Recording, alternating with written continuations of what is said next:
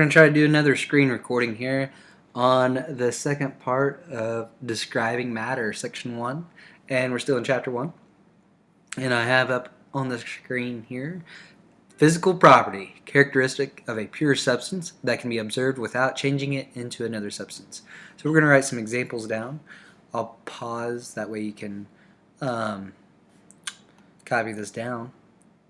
And okay, I've probably unpaused now and we're ready to go. So pure substance, remember that's like water, or any just single molecule or any pure substance. But we can also apply this to mixtures as well.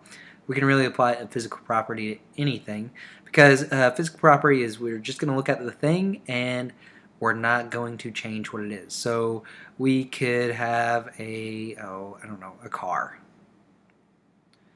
And alright, we got a car here. Let's list some physical properties of the car. Well, now I colored it in. It's a red, so the color, that's a physical property, right? I just looked at it and oh, it's red. I didn't change what the thing was. What else?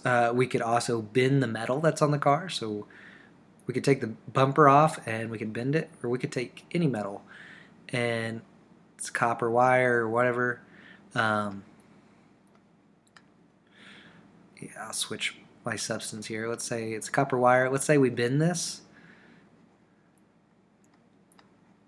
and we test its bendiness, or how much its tensile strength, how much we can twist and bend. So we'll say bending ability, or another fancy term is its malleability, how much flexibility it has. So that's we didn't change what it was. We may break it, but we're not changing what those atoms are, what the substance is made out of. So copper wire is made out of just a whole bunch of copper atoms. And if we bend it, we're not changing what those atoms are. So color, bending ability, or its flexibility. What's another one we could go? Oh, if you notice, metals in general, copper being one, or we could look at iron or aluminum. Metals in general have a physical property, and it's the way they look. They all have a luster, and that means they're shiny. That's a fancy way of saying they're shiny. So, yeah, we got color, bending ability, shininess, luster. Those are all physical properties. We could tear these. It's still just a physical change, physical property. Can it tear? Can it not tear? Now, there are some physical properties that get people a little confused, and I want to go over those as well. So these are all physical property examples, but also, let's get rid of the car now. You can keep your car, but I'm going to get rid of this. That way I got some room to write. Some people get confused about dissolving. So I'm going to open up an application and we're going to look at to see if dissolving is actually changing what the thing is. So the main thing that we're going to dissolve most of the time, and that we'll be talking about and discussing, is dissolving salts. And the main salt that we deal with is sodium chloride. So let me write sodium chloride down here. Sodium chloride, and that's made out of sodium atoms and chlorine atoms. Alright, and they have a, let me change color here, black. They have a chemical bond, right? Alright, so, and you can have more than two paired up. They all kind of bunch up. But yeah, we got sodium and chlorine. That makes sodium chloride, and we're going to look at what happens to it if we dissolving. So dissolving is one thing that people get confused with, whether it's a physical or chemical property. So let's look at dissolving. And I'm going to open up my app here. Alright, so we have some sodium chloride, NaCl, in this bottle. We have some water. Here, I can make the water go up.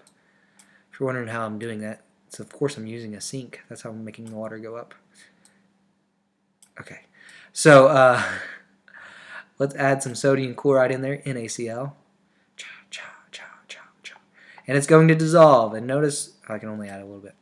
Notice how much, or what it does, is it starts bouncing around. The water gets in between the sodium atoms and the chloride atoms.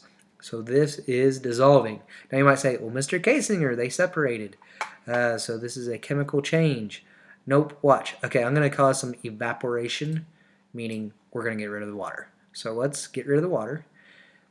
And getting rid of the water is just a physical change. I'm just physically moving it. I'm making it go to a gas. And look at what happens to the sodium chloride. It goes back into bonding with itself. So really, and all I did was a physical change. So dissolving, long answer here, but dissolving is a physical change. We did not change the sodium chloride just by adding it to water.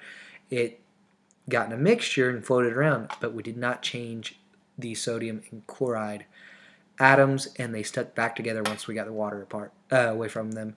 So, and they never bonded to the water just physically gets in between them. So dissolving is a physical property. Dissolving is definitely a physical property whenever we talk about salts dissolving in water. So dissolving is a physical property. Okay, and then another one that people get confused on, and I've taught this before at least once, maybe 5 years, multiple times. So you might want to pay attention to this. People also get confused about phase changes, whether they are physical properties or not. So don't erase your dissolving. Keep your dissolving. You need to know that's a physical property. But let's see. Let's take a gander here at phase changes. You're like, well, what's a phase change? Phase change is just if we boil or if we melt. Or if we, what's another phase change? What's going from one state to another? So we're going from solid to liquid to gas in a phase change, okay? So words we use for these changes is boiling, melting, if we freeze. There's also sublimation. Sublimation. And that's when we go from solid straight to gas, or back from gas to solid. But we'll get into these more at a later time. But basically, phase changes is when we go from solid, liquid to gas. So boil, melt, freeze, all those are phase changes, and we're going to look at to see if they're physical properties. So let me open up another application. I'm just having fun with these little simulations. All right, phase changes. All right, so here, let me narrow this down to show you what molecule that is. I'll make it big here in just a second. But this right here, we have water, and right now it is a solid. And I'll make it big again so we can see what water as a solid looks like if we look at its molecules, H2O. And yeah, they still vibrate around, but they're stuck together. All right, now I'm going to add heat, and we are going to melt it into a liquid, all right? And I'm just going to click the button here instead of doing it down there. So liquid, I'm going to make it a liquid, and we're going to look. All right, so we melted the ice cube, and we're looking at its molecules, and does the H2O stay H2O? Yeah. So this is liquid water.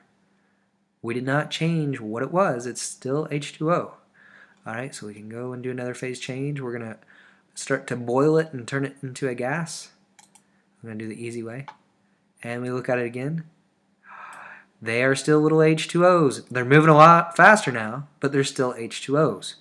So, phase changes. Are those physical properties? Yes. The temperature at which you boil, the temperature at which you melt, the temperature at which you freeze, those are all physical properties because we're not changing what the thing is. So we're not changing it into another substance. We're just changing how much it moves when we do phase changes. So, phase change, boil, melt, freeze, sublimation. Those are physical properties. Add those to your list of physical properties. Now I want to add one more thing under this. Eraser. I want to add one more thing. Keep your stuff. I'm getting rid of this so I can draw another picture because I like drawing pictures.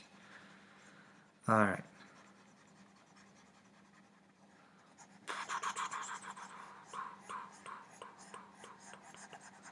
So I want to draw what's actually happening.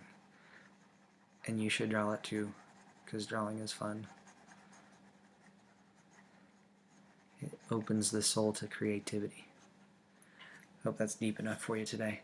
Alright, so we're going to look at a solid, a liquid,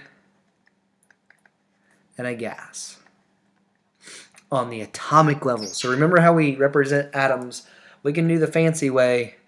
We can go back here in our notes and we can do it this fancy way over here. I don't know if you can see my little mouse, but we can do it that way or just the sphere way. We're going to do it the sphere way. So the circle.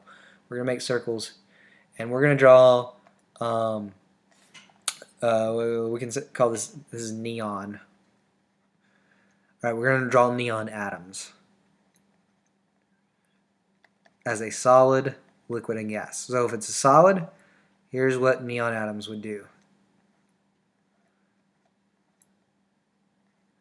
They just get close to each other. And they wobble a little bit. They move around. Here's my wobbling. You can draw those lines and it makes it look like it's moving.